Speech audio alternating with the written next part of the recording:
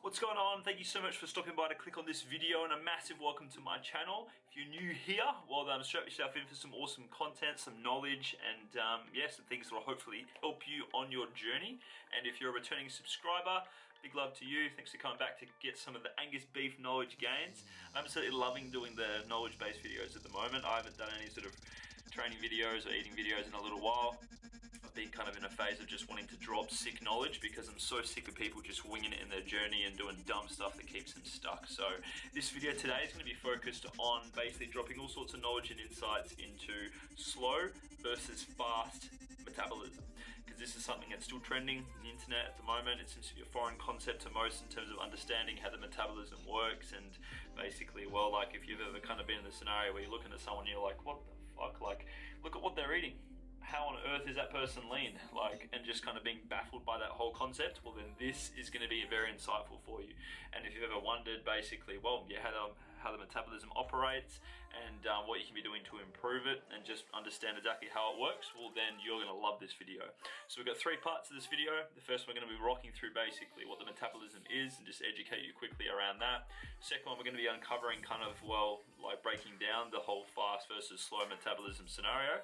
And then last but not least, going to be going through some cool myth busting in terms of the whole metabolism world. Okay, so do me a favor, if you end up liking this video or you have any questions or anything like that, please engage with the video. Would love to have you yeah, conversing with me, and let's make sure that yeah, well, basically if you're watching this video, that you learn how to become a master of your metabolism and look after the sucker, so that way you can stay healthy and lean year round or hit your goals far easier. Okay, so time for the content. Let's get stuck into it.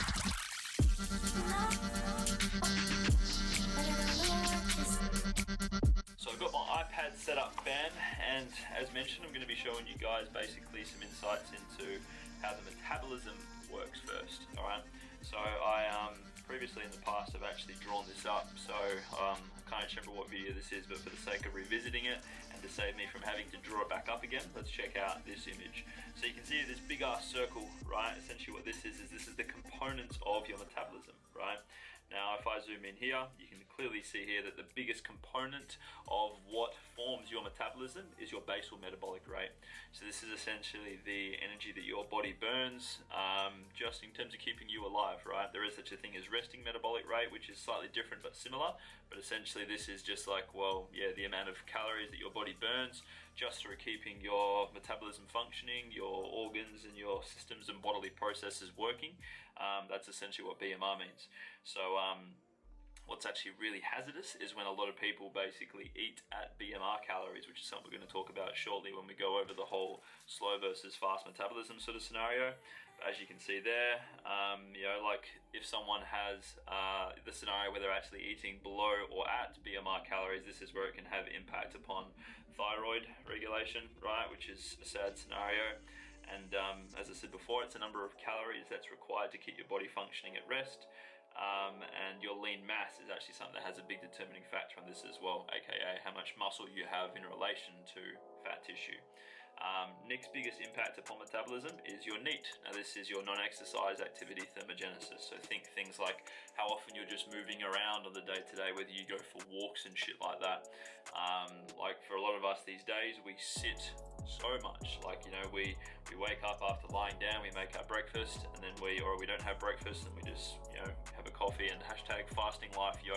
And then we sit in our car and we drive to work, and then we get to our desk and we sit down for, you know, 8 hours a day, and then we go to the gym and we're doing, you know, maybe about an hour or so of training or whatever, and then we're sitting down chilling out for the rest of the day, right? So for a lot of us, our NEAT is very low because we don't actually move around too much. So you see what I mean, right? So naturally, well, if someone is quite active, this can positively impact their overall metabolism quite significantly. Then we have the thermic effect of feeding, the thermic effect of food. So this is kind of like the energy that your body burns breaking down the food that you're eating, right? So obviously if you, like, and there's even a myth around this as well, where it's like people seem to think that if you're eating many small meals throughout the day, right, that you're going to have a high metabolism, right? Hey.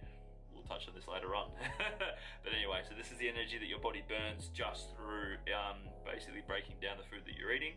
To an extent, you will burn a fraction more calories by eating mostly complex foods and protein, because it does take the body a fraction longer to be able to break that down as opposed to normal foods or processed food and that sort of thing. And you'll see here in this little itty bitty column here, you can see here that we've got eat, and this is your exercise activity thermogenesis. So essentially the energy that you burn through when you do isolated workouts, that sort of thing, right? So you can see here that your metabolism is fairly complex, and these are the components that help to make it up. So when someone talks about the metabolism, right, usually they've got no idea what it means. But as you can see, it's multifaceted. There's 1, 2, 3, 4 different components to your metabolism overall. And this is essentially, well, whenever you hear me talk about metabolism or anything like that, I'm referring to different components of this. So now that we know what the metabolism is, let's get stuck into some scenarios of the whole slow versus fast metabolism scenario, shall we?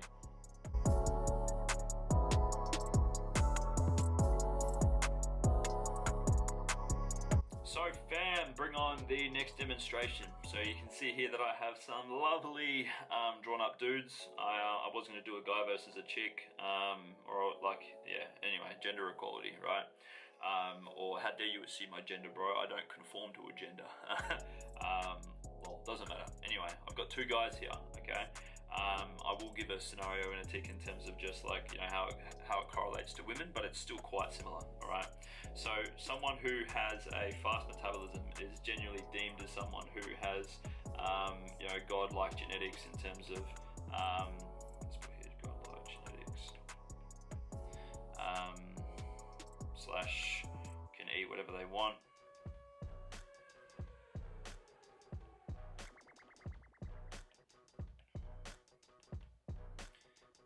Like, you know what I mean? I used to be the sort of person who would see someone who, was eating like donuts and eating shit like that and just going, the fuck, like how are they lean? Like as soon as I even look at a donut, I gain weight. Like I used to be the sort of person that would think like that, right? But truth be told, if someone has a hashtag fast metabolism, right, it's not necessarily got anything to do with their genetics, like they can come into play, absolutely, right? But what you're going to usually find, right, is that they are consistent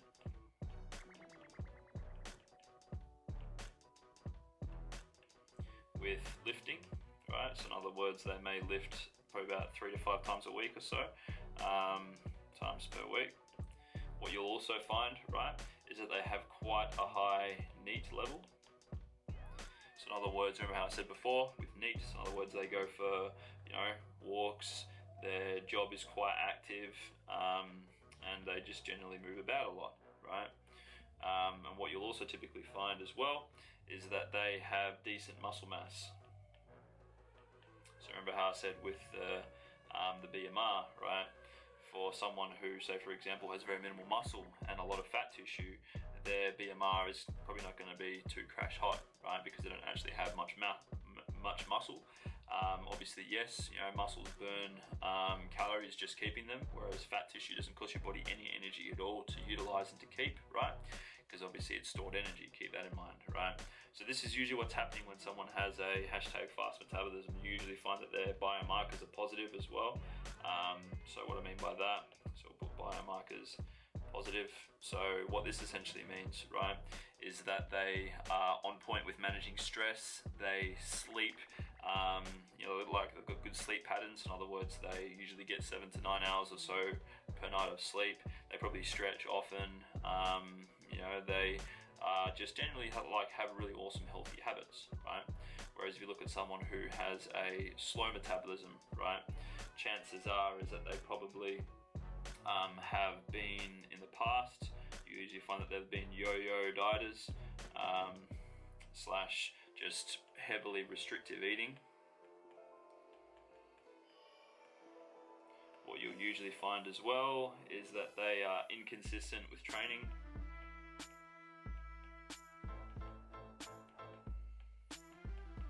Or what happens is that they don't actually lift and they do predominantly cardio-based stuff. Or what will happen is that their NEAT is low. Or what you'll usually see is the case as well is that they typically will, yes, obviously they're not moving around too much and stuff like that. You'll usually find that their biomarkers are fairly kind of all over the shop.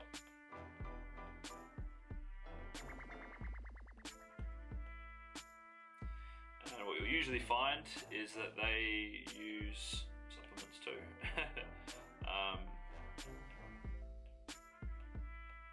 And I'll explain this in just a tick, right? So what you're gonna kind of realize, right, is that these two people might weigh the same weight, which is usually sort of fairly common. Like you might have two guys that are similar weight, yet look entirely different, and their metabolisms are entirely different, right? So let's say that in this sort of scenario, let's just say that these guys both weigh 75 kgs, right?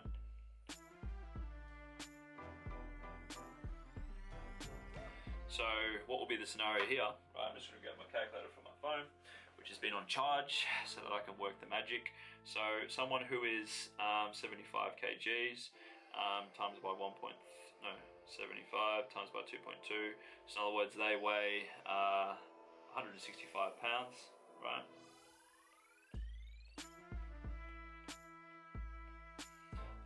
This person over here, obviously 165 pounds.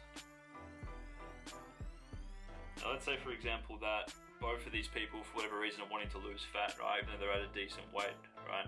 So let's say that in this sort of scenario here with old mate fast metabolism guy over here, right? So he would have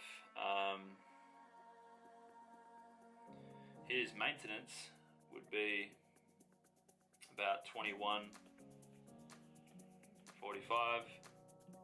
This guy's here would be so 165 times by 1.3.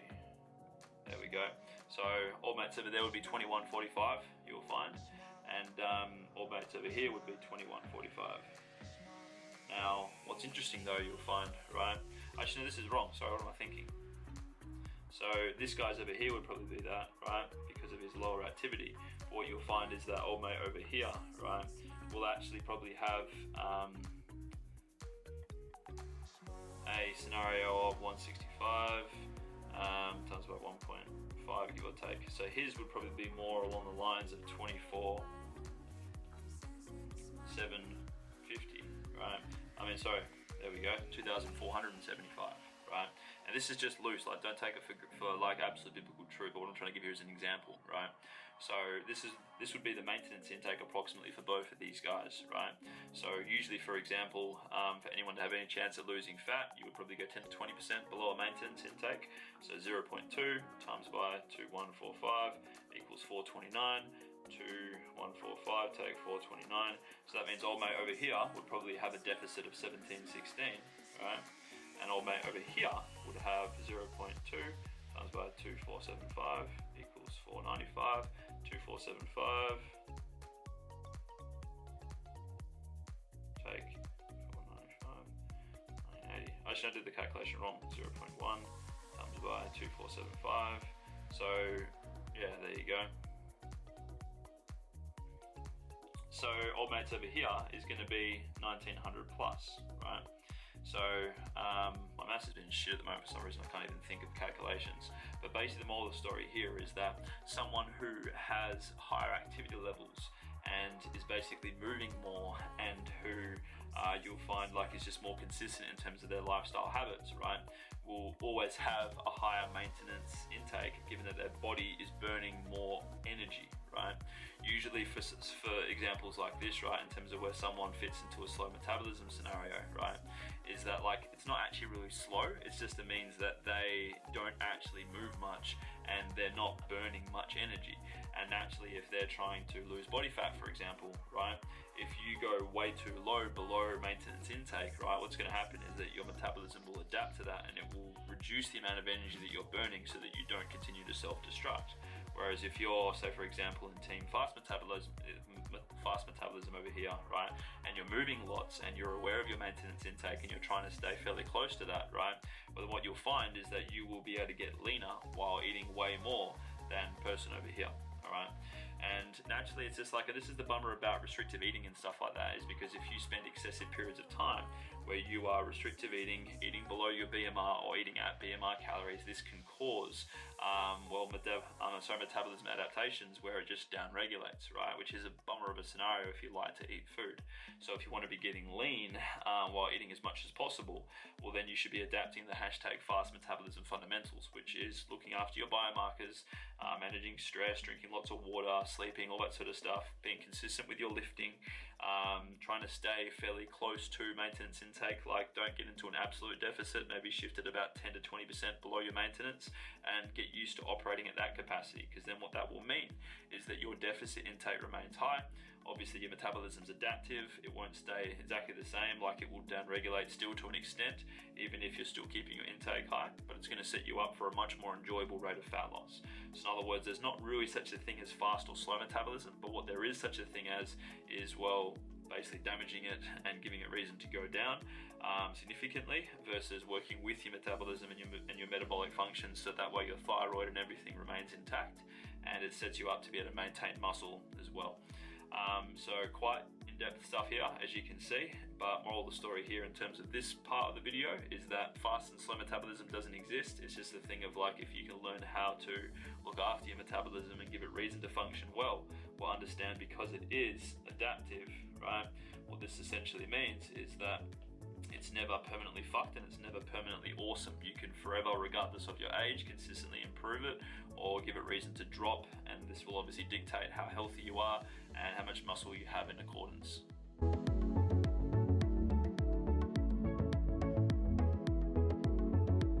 So fam, part 3 of this video. Now we're going to be covering a few cheeky metabolism myths. So first one being a claim, which is that our metabolism and metabolic rate can't change. So as you would have learned from just before, right, this is entirely false. Your metabolism is adaptive at every stage of the game in life. So naturally what happens for a lot of people, right, is that as they age, they get more lazy, their lifestyle choices aren't built around movement like what they were when they were younger.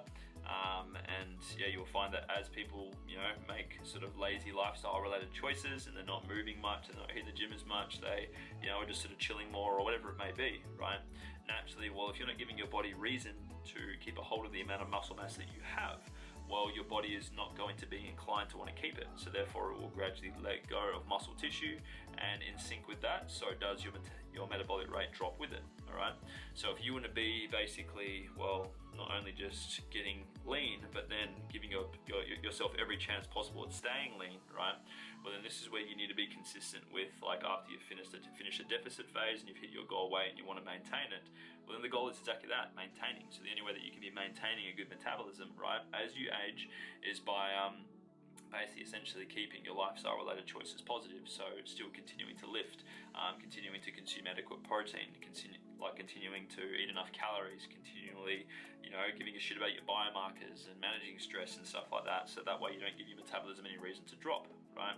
Because even with my coaching, like, I've worked with some men and women who are in their 40s plus, and we've gotten them fitter and leaner than what they were in their 20s or even when they were in their teenage years, right? Which is crazy, but it's just a means of, like, literally your metabolism will always work in sync with basically, like, it perceives the average of what you're doing. So if the average of what you're doing is just consistently YOLOing all the time and not doing much movement at all, well, naturally your body's going to pick up on that and it's going to start to gain weight and reduce your metabolism with that, because it's realizing that you're not burning much. Therefore, why would it want to keep burning lots of calories? It's going to naturally adapt to what you're doing. Same goes the opposite way. If it picks up that you're consistent with healthy choices and that you're moving lots and stuff like that, well, then rest assured that it's going to obviously play the game and work with you rather than against you, right? Second one being a diet of green tea, chili peppers will boost metabolism.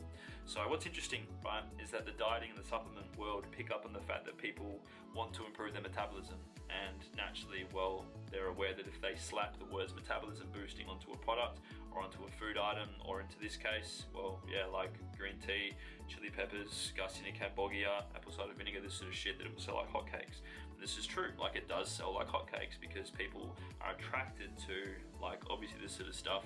And this is why obviously when you see foods like that had the word super on it, or natural or wholesome or this sort of stuff, well, they're buzzwords, right? Like, we think that we're doing a good thing by buying it, and that if we consume more stuff like that it's going to set ourselves up to boost our metabolism and get leaner easier, which isn't the case. Like, what's going to dictate whether you lose fat and like are healthy and that sort of thing, right, is obviously a calorie deficit, right? That's the hierarchy of what matters most. It's like, if you aren't consuming less calories than your body requires to maintain, you will not be able to lose fat. Simple as that. So, you know, like obviously that's what dictates it, not what supplements or specific foods you're eating. Naturally, certain foods that you're eating will make you feel awesome or make you feel shit. So it's a means of finding balance between that and not dumping money into, you know, miracle foods that apparently will boost your metabolism and that sort of thing. All right. Just like how people seem to think that you can out-train a shit diet, like, you know what I mean? Like, there's a lot of dumb things that people think. So it's a means of, like, if you're consistent in the right things and you can train and eat smart, you can kind of be #lazy and be getting more results than people who are grinding, doing dumb stuff that doesn't really have much impact upon results. Make sense? Now, third one being is that eating late at night or eating carbs at night will slow your metabolism. This obviously isn't true. There's no evidence that supports this. Obviously, if you're eating regularly throughout the day, you know, it's ideal, especially if you're trying to bulk, because if you're fasting all day and only doing 1 meal a day squad while trying to bulk, well, it's not ideal because that means you're missing out on protein synthesis properties throughout the entire day, right? Now, I'm not saying that there is a special magic time of day that you should be eating, like, you know, like obviously if your goal is fat loss, for example, well then you should be eating in terms of like what will kind of work best with when you plan to lift and when you know that you need the most energy throughout the day. But obviously if you're just maintaining, for example, I always suggest just eating in tune with when your body's telling you it's hungry, which for me is basically lunchtime, and then I might snack in the afternoon. Otherwise, if I don't, I have a big tea, then I have dessert. That seems to work well for me, right? But understand there's no magical properties about eating at a certain time of day. You're not going to magically gain fat from, you know, eating some carbs or having a meal at nighttime, because if this sort of shit was true, right? Like, well then think about the people who say, for example, are night shifters. So where they sleep during the day and then they're awake during the night to work, right? Like what happens to them? You see what I mean? So it's like, there's a lot of dumb shit around, right? And then next, you know, I guess truth in terms of myth busting, like apparent truth, I'm gonna bust it. The next one is very low calorie diets and skipping meals can jumpstart weight loss. So this is a dumb one as well, because it's like, yes, you can be buying meals that have got 240 calories, 300 calories, whatever, and only be eating a couple of them a day with some fruit and stuff, and yeah, that puts you into a massive deficit. But just be aware that it's like there's a big difference between losing weight and losing fat, all right? This is something that I'm going to be touching on in next week's video. In terms of what I've got planned, it's going to be a sick one, but in terms of like, you know, when people are trying to put themselves hardcore into a calorie deficit and eating, you know, 1,200 calories and stuff, thinking that they're going to get shredded quicker and this sort of stuff, right? Understand that this actually will damage your metabolism, not boost it, right? Because what you got to think is like, well, your body has kind of like a set point. It has a certain amount of calories that it needs to even just do all its basic shit, and that is your BMR.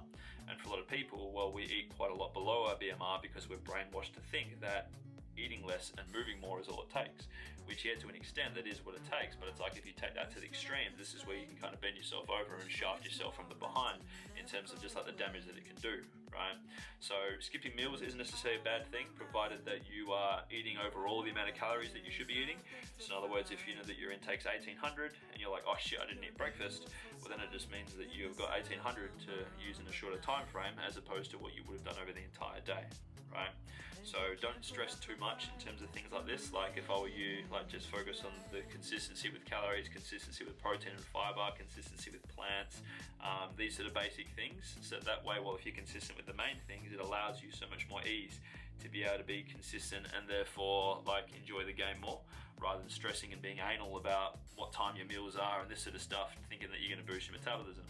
So one of the things I touched on before was, you know, like the whole thermic effect of food, right? So like, yeah, your body burns a certain amount of energy based on what you're consuming. Usually it's about 10%. So like if you're having, you know, let's say that you're consuming, like your intake's 1,800, let's say that you split that up between 3 meals. Well, obviously, like let's say the meal is like, you know, 600 calories, therefore your body's going to burn 60 calories, you know, from each of those meals, times by 3 meals, that's 180 calories. So it's like irrespective of however many meals you have kind of, well, consumed for the day, right? 10% of 1,800 will always be 180, so therefore it's like, well, don't stress however many meals you're having. You're not going to magically boost your metabolism more from having more meals. It's just a means of, well, spread your meal choices out across the day, spread your meal timings out across the day, because because ultimately it's like, you know your lifestyle demands and you know what works best for you in terms of when you're most hungry.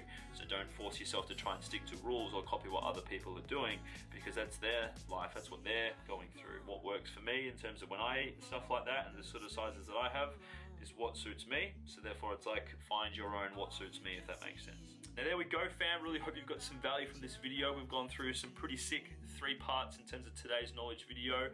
Obviously we went through what the metabolism is, we went through the whole fast versus slow metabolism scenario, and then I went into busting some sick myths in terms of, well, metabolism and hashtag weight loss and that sort of thing. Right, so I really hope that you gained some insights there. Please do me a favor, if you found any of this valuable, give it a like and share it with someone who you think could value from watching it. Because obviously, well, hey, like the YouTube gods only show this to so many people. It's just a means of, well, yeah, obviously what people are seeing and engaging with, YouTube shows it to more people. So do me a favor, if it was valuable for you, I'd love for you to give it a like and share it with someone who you think could value it. If you're new to the channel and you haven't seen any of my videos before, I highly encourage you to check out the upload section, so that way you can get amongst some other videos, obviously very insightful and very valuable. And if you obviously love what you're seeing, we'd love for you to subscribe, and that way you never miss a moment of the action. And if you're a returning subscriber, well, hey, let us know if you're loving these sort of videos. Let us know if you want to see more eating-based ones.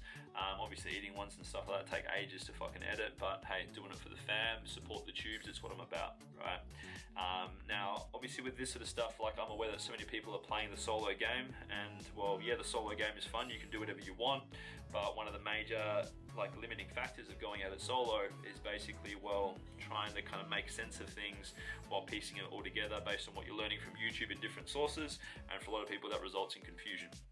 So I'd highly suggest that if you're kind of in the game and you're a bit confused and your progress is stagnant, you're not really knowing what to do, or maybe you're new to flexible dieting and you're trying to make sense of it, or maybe you've been a seasoned flexible dieter for a while, but you just, you know, maybe binge on meals after you finish tracking for the day and your relationship with food isn't going too crash hot, like, be aware that you've got national dietary guidelines that can help you with this stuff, but more so, like, seek help. Like, this is part of what I do in terms of, like, yeah, I'm a YouTuber and I pump out some sick content, but be aware that this is what I do for a career. I coach people all around the world to be able to master just their outlook and perception of food, free them from constrictive, restrictive-based dieting thinking, and just get them into loving food and training consistently, building awesome, healthy, lean bodies, and then setting them free from the system, right?